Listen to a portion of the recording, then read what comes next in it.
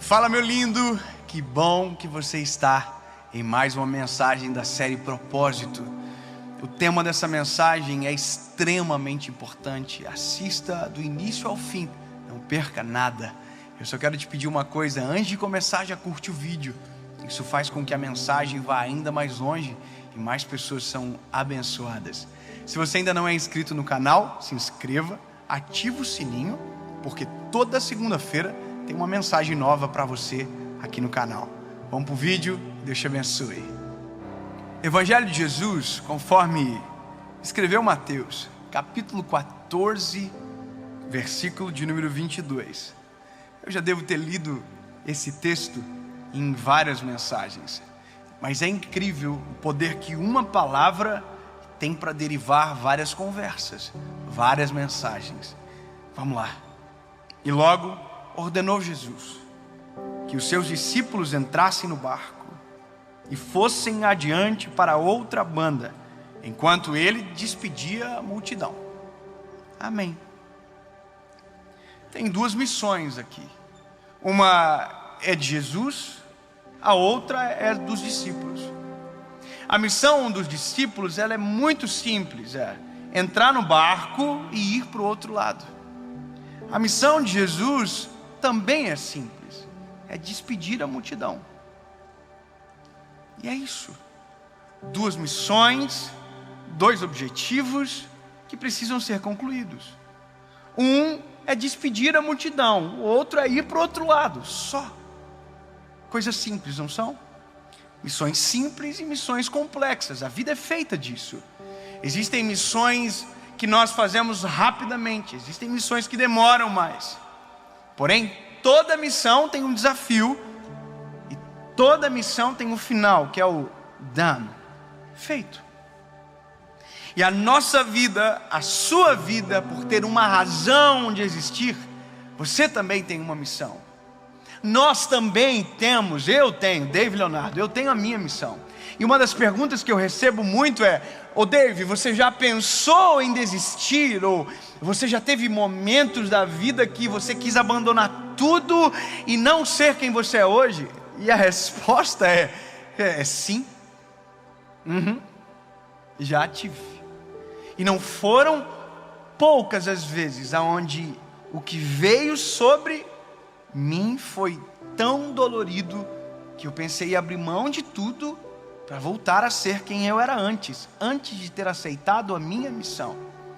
E aqui é algo importante: ninguém tem missão se não aceitar a missão.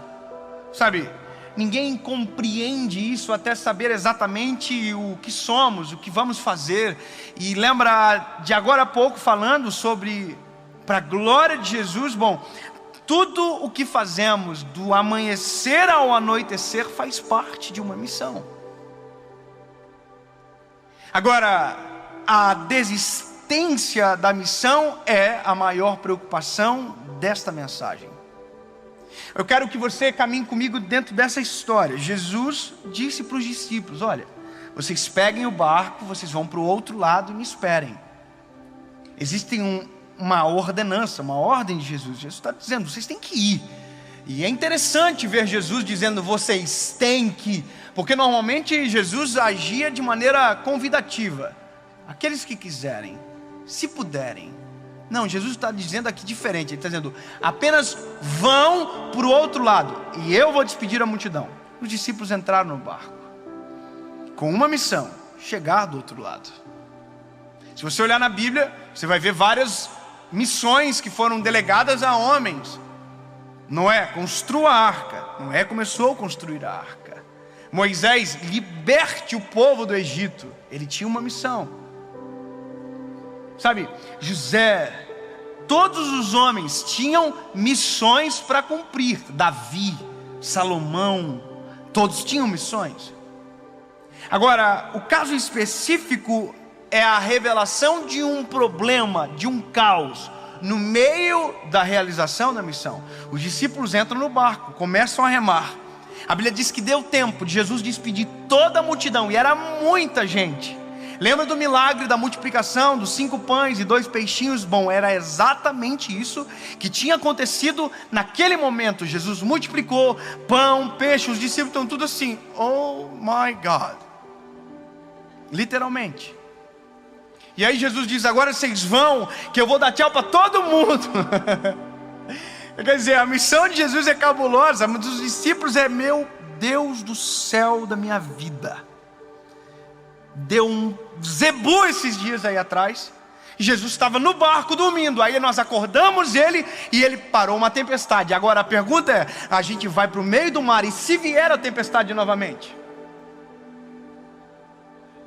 E se vier o problema, o que eu vou fazer? Sabe, a Bíblia diz que quando eles estavam exatamente no meio do mar, no meio do mar, a tempestade é terrível, irmão. Se fosse no começo, eles voltavam para a margem. Se fosse no final, eles aceleravam a chegada. Mas foi no meio, quando não se vê da onde saiu e não consegue enxergar aonde vai chegar. Olha que loucura. A Bíblia diz que eles começam a desesperar. E essa é a loucura da nossa vida. É porque às vezes no meio da nossa missão, no meio da nossa história, a tempestade se apresenta, para que justamente tudo que a gente construiu, ou a esperança de onde iríamos chegar, seja totalmente destruída, e a gente abandone e volte para o lugar de onde saímos, ou pior, morremos aonde estamos. Eu acho engraçado, as pessoas criam uma imagem sobre nós, e eu acho engraçado porque a gente é normal. Irmão, a gente é normal. A gente come, a gente acorda mal-humorado, a gente tem raiva das pessoas às vezes também. Tem dia que a gente quer brigar. Se não passar desodorante é igual todo mundo. Todo mundo é assim. Só que tem gente que porque vê a gente agora, diz, nossa, vida é perfeita. Se eu te contar a metade da missa, você desiste da paróquia. Essa é a questão. Nós nunca saberemos o nome daqueles que desistem. Nós nunca lembraremos de alguém que não conhecemos. Quem foi que inventou a luz? Quem foi que inventou a luz? Thomas Edison. Quem foi que inventou o ar-condicionado? Essa é mais difícil. Carrier. Quem foi que inventou o telefone? Alexandre Graham Bell. Sabe por que nós sabemos o nome deles? Porque eles não desistiram da missão que tinham. Agora, você conhece um homem chamado Gilberto Barros de Câmara Filho Leopoldino? Quem conhece? É porque ele desistiu provavelmente. Porque se ele tivesse completado uma grande missão, vocês iam dizer, eu sei quem é. E a gente só sabe o nome daqueles que não desistem e completam as suas missões. Dos demais, nem cócega na história fazem. Você só será lembrado se não desistir. Sabe, nós hoje estamos aqui pregando a palavra para muita gente. Mas sabe, teve vezes que ninguém estava vendo e a gente já estava pregando. Já passamos por cada humilhação. A minha esposa está aqui comigo hoje, a minha loirinha, a Paula. Nós já passamos cada treta junto, irmão. De nós ir para a igreja com o ninho, vamos pregar. O limpador parou de funcionar. Chovendo. Minha esposa falou assim, não vamos para não. Guarda-chuva por fora do vidro. E aqui, ó, bora para a igreja. Chegamos na igreja, pregamos. Na hora de ir embora, o irmão falou assim, ó, aqui o dinheiro de oferta para abençoar vocês. Era moeda. R$7. não pagava gasolina para voltar. Sabe, eu me lembro de uma vez que eu e minha esposa, a gente foi num lugar ministrar, uma cidade longe. E eu sou muito calorento para dormir. Eu disse para a pessoa que estava recebendo a gente assim: tem ar-condicionado? Não tem. Um ventilador? Não tem. Aí a pessoa falou assim: mas essa janela aqui entra um vento. Deitou eu e minha esposa, irmão. Naquele dia Satanás colocou uma tela, porque não veio vento nenhum para dentro daquele quarto. E sabe o que é o pior? É que eu ouvia no quarto do lado um ar-condicionado ligado e um ventilador batendo. Não tinha pra gente, para o resto tinha. Sabe, eu fui dormir 3 horas da manhã só. E às 6 da manhã a gente tinha que acordar para pegar um carro para ir para a rodoviária. Das 3 às 6 eu dormi sem lençol, sem nada, muito calor. Quando a gente acordou, estava cheio de marca de sangue. A gente foi atacado pelos pernilongos do maligno. Eu me lembro que eu olhei para minha esposa, todo cheio de marca. Falei: o que eu estou fazendo da minha vida? Sabe, nós estávamos estudando para ser advogado, irmão. Todo mundo ia tão bonito para o colégio, eu ia só com uma calça jeans.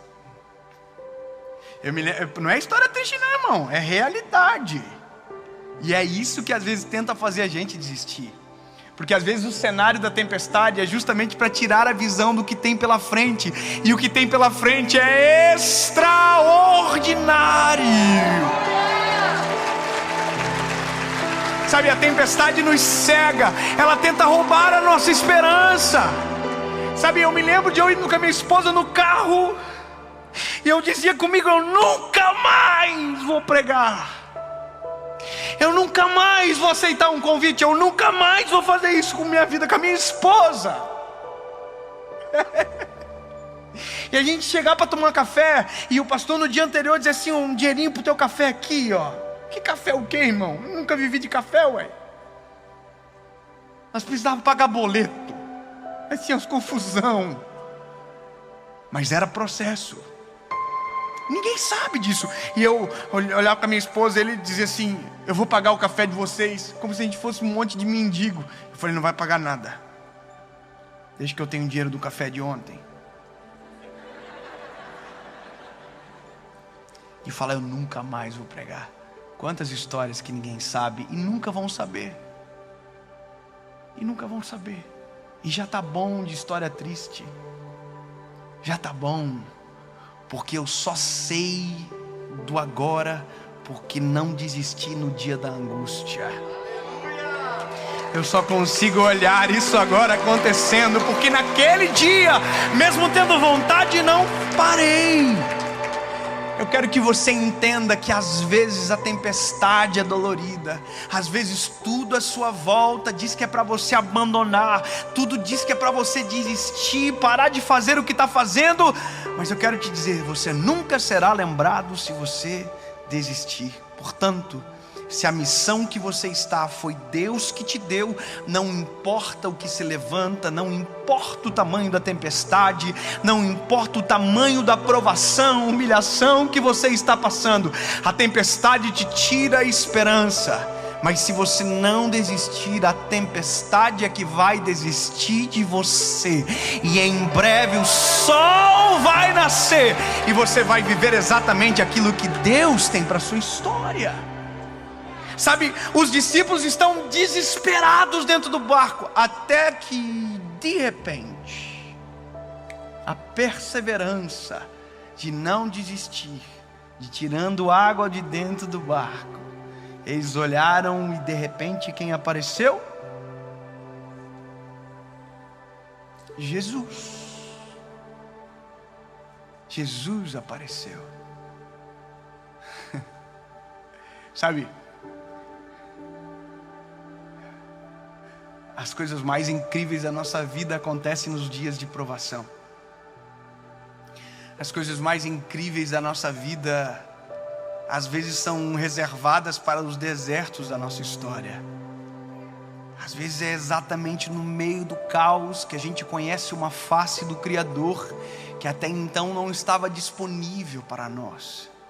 Os discípulos nunca tinham visto Jesus andar por cima das águas, até um dia que a tempestade veio e eles estavam no meio do mar. A tempestade às vezes é o acesso para o extraordinário, aonde somos gerados em Jesus de uma forma tão poderosa que nunca mais esquecemos daquela circunstância. Sabe, no meio dos caos da minha história, eu vivi experiências com Jesus que me fizeram escrever um livro. No meio de processos de muita dor, eu conheci pessoas que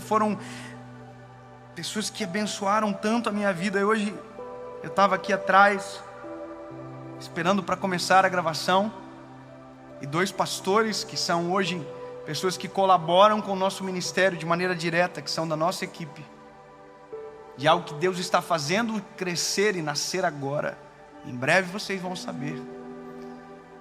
Falaram para mim: David, deixa nós orarmos por você agora. E os 2 oraram por mim. Eu fechei os olhos, baixei a cabeça e um filme passou. Eram eles os meus pastores de quando eu aceitei a Jesus.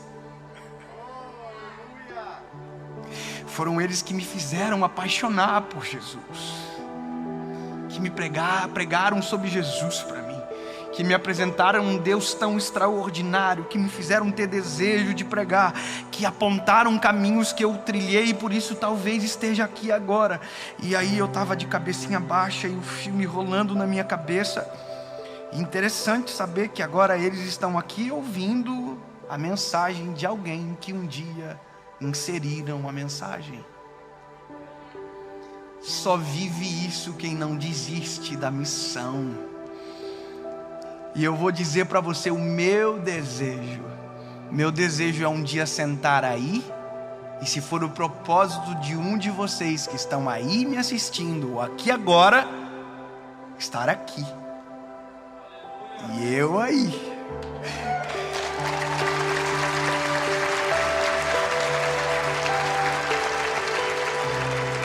Já pensou um dia o meu filho chegar em casa e dizer: pai, eu ouvi uma mensagem de Deus tão extraordinária, e tinha um rapaz que pregava, uma menina que estava pregando, que unção de Deus. E no final da mensagem ela contou uma história, que aceitou a Jesus em um dia, em um vídeo da internet. Já parou para pensar que as nossas missões, quando concluídas, nos dão acesso a histórias que só sabe quem não desiste delas? É só isso que eu queria falar para você agora. Não desista da missão que Deus colocou sobre a sua história. Não importa o tamanho da tempestade, não importa se está doendo agora.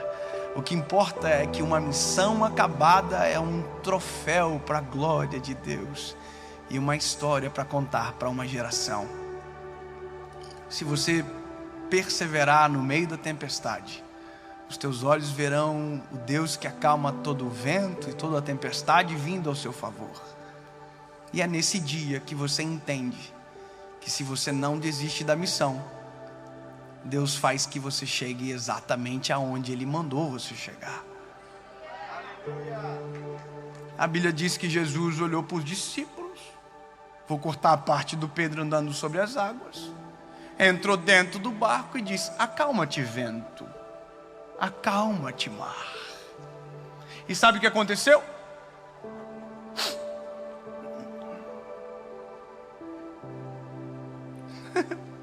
Foi isso que aconteceu. Eles foram para o outro lado. E missão cumprida. É isso. Deus, no nome de Jesus, Pai, no nome de Jesus nós oramos agora sobre as missões que o Senhor tem colocado sobre a nossa história. Que nenhuma tempestade, que nenhuma pandemia nos roube daquilo que o Senhor planejou para nós, Pai. Que nós não abandonamos, Senhor, a nossa família, os nossos negócios, os sonhos. porque missão dada, Senhor, tem que ser missão cumprida, Senhor. Nós não abandonaremos o barco, mas a única coisa que te pedimos, Senhor, é venha ao nosso encontro, acalma o vento e acalma a tempestade. Nós não queremos desistir, nós queremos chegar do outro lado, em nome de Jesus, amém.